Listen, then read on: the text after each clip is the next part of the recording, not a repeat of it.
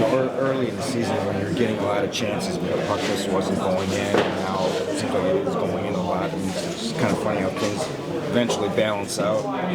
Yeah, for sure. I think that's why you got to stick with it. Just kind of keep working hard, do the things right for the team, and chances will start going in. Just like sometimes they're not going to go in, and you can't get frustrated. You get some that maybe you don't deserve to. So it's good right now.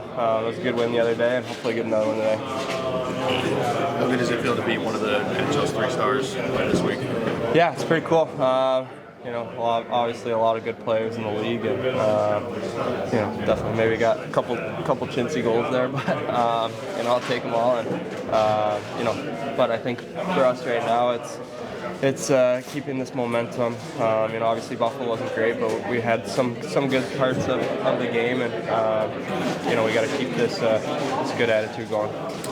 Having played with Dylan and Lucas before, I imagine it's easy transition when you get moved to a different line like that. Yeah, for sure. Obviously, they're great players. They have a lot of chemistry themselves, and I think I fit into that well. I've said it before. I think we all work hard to get pucks back, and obviously those two guys have a ton of speed. So we create turnovers and we go on offense like that. So it's fun to play with them. Happy to be on the line with them and keep this going. Todd isn't afraid to switch up who's on the power play out there. From a player's perspective, what is that like to kind of be kept on your toes? For the most part, I think we've been together for a while and kind of figured out where each other like to be. But it's definitely not a given. You got to work hard every night on there, and you got to do your job. I think that's the biggest thing. I think we kind of crept away from it a bit there. He changed it up.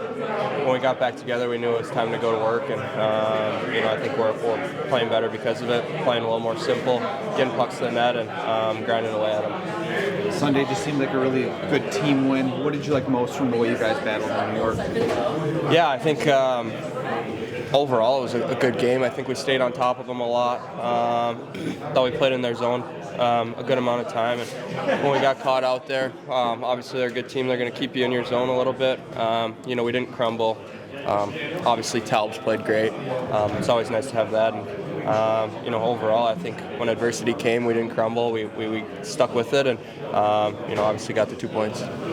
Were you at all surprised at how upset Jonathan Quick got the other night after the final horn went there? It is what it is. I think I see his point. I thought it was close enough to the buzzer, but obviously his view on it was different, and it's valid. I like the fire. It was kind of fun to get in there, and it's cool. Definitely cool. Some cool pictures out of that. So it is what it is. I think everyone has their own view on the play, and maybe if it was their team that did it, I'd have a different stance. But I thought it was close enough to the buzzer, and it is what it is. Todd, with Axe on the top power play unit in New York, just what did you think he could add to that unit, or why did you want to change it up a bit? We've gone a while with Axe, and all along we anticipated that he'd probably get an opportunity there, but we just didn't want to give it to him right off the bat, and we wanted to see how he'd handle the other unit. Going into that game, we'd given up opportunities the night before on some sloppy play, so it was a small adjustment, and I thought he did a real good job in that situation. Our power play was dangerous that night. Only got us one, but it was very dangerous, and he played a big role in it. And then on the other unit, I thought Mo had a real good shooting mentality, feeding pucks through, and we definitely need that as well. So for one night, I thought it was mission accomplished, but it's got to show up every night. Just what is it about Axe's game in that situation that makes the power play? Well, he has real good vision. He moves laterally, but he's calm. He creates. A quarterback has to create opportunities or holes or ice for other people. Think even football, like you got to be able to hold the ball long enough so that your receivers can get the holes and stuff like that. And Axe does a good job of that. He's got good vision, and that's been his calling card throughout his young career, especially over in Sweden. Todd, DeBrincat seems to be on one of those roles that goal scorers get on. Earlier in the season when he was getting a lot of chances, but the puck just wasn't going in for him. You see anything different now these last stretch of games? No, I haven't. If I recall correctly, we talked about him at the beginning of the year and the amount of chances that he had, and posts, crossbars, unreal saves by the opposing goaltenders. His play didn't waver at all. It just kept on going, and now the puck is going in the net. And he gets on these heaters, and we'd like to keep him on one. You've talked before about the tenacity that he plays with. Like, how much does that and his work rate kind of enable you to put him in the spot that he's in right now with Lucas and Dylan? That's easy for us to do.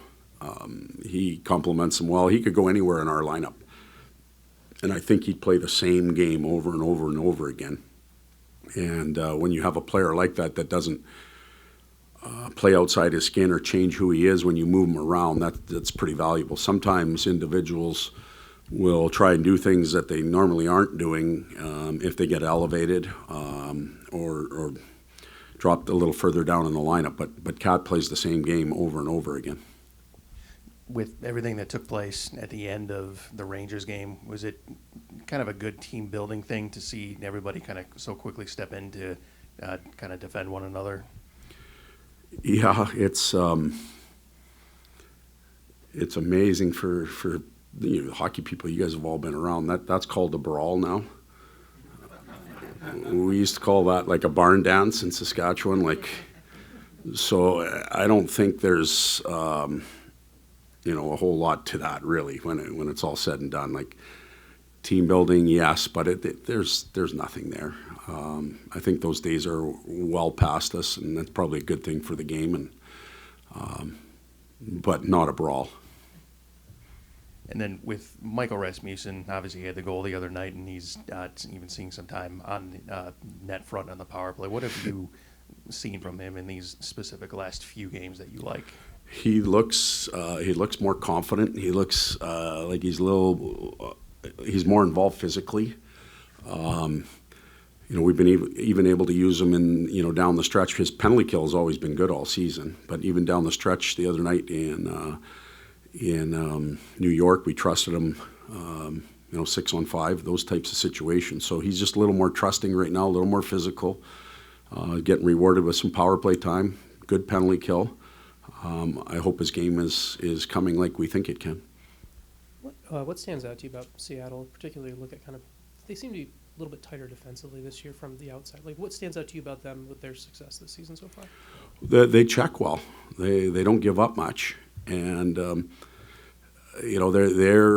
willing to win 2-1 or 3-2, and they have enough firepower up front that they can they'll sting you if they get gifts.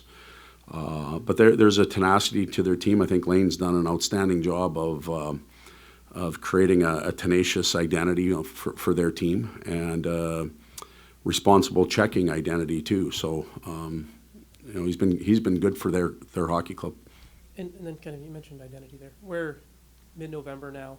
Is it the spot where teams what a team's identity is across the league is kind of not set, but we kind of know who people are across the league? Like, has there been enough where it's not, hey, it's only been 5 games, it's only been 7 games? Like, are we a spot where, like, hey, we kind of know what this team is and what they're going to be, sort of? Normally I would say yes, but this year's, it seems a little different. We're all still, we're all running the race together. Nobody's really, Colorado obviously, and I think Jersey, Carolina on our side, yeah, they're starting to separate a little bit, but the rest of the pack is all running together. And, so is it clear? Is there a clear identity to each team? Maybe not. Maybe it's still a little early. Kind of flows into my question. Wondered about the effect, like the parity and the compressed schedule, right? Like, I think the Thanksgiving thing is out the window. Just like, what's the practical effect of that? You're never out of it. You can never take a breath. You don't get to practice much. Yeah, it's taxing. It's emotional. The highs and lows. The one we had the other day against Buffalo, that was emotional. We carried it over into New York, and then you got to play right away. And I think your off days are really valuable. The management of the team with optional skates. We talked about types of practices. We got to watch the emotion too, because that can take you high and it can take you low. But it is going to be that way. Like, you look at the run we're on now, we're playing every second night or back to back until I think we get home from the long road trip. And then we get 2 days. That's a pretty big run of games for us. When you look at specifically this group in particular, as you hit the quarter mark of the season, what has stood out to you in terms of growth, and then maybe areas that you're still looking for that other next growth as well? Well, some of the goals that we set out heading into the season, looking for improvement on the penalty kill. Obviously, that's, for the most part, has happened. We've had a couple bad nights, but for the most part, knock on wood, it's been pretty solid. The power play has been up and down a little bit. We still want to be better 5-on-5, so there's improvement there. The consistency, we seem to ride waves and then crash even within games. We've got to become more consistent. We've shown signs of being resilient, which is a good thing, but we have a lot of work to do still. And that's why there's a lot of season left, I guess. Hey, Todd, it is kind of like a segue from Nick and Sean's question. Do you think there is going to be much separation in the East? I mean, just seems like you kind of alluded to it. It doesn't seem like there's that many powerhouses out there this year. Well, there's some teams that are missing some key players right now that, you'd normally slot them in, the Stanley Cup champs from the past 2 years. Like, you put a couple players back into their lineup, and I think they're in a certain situation. But injuries will dictate, where teams go, and the schedule, who can handle it better than others, maybe will dictate. But I can't answer the specific question. We'll just see where it all goes. You hit the 20-game mark tonight. Do you like what you've seen from your team up to this point? Yes and no.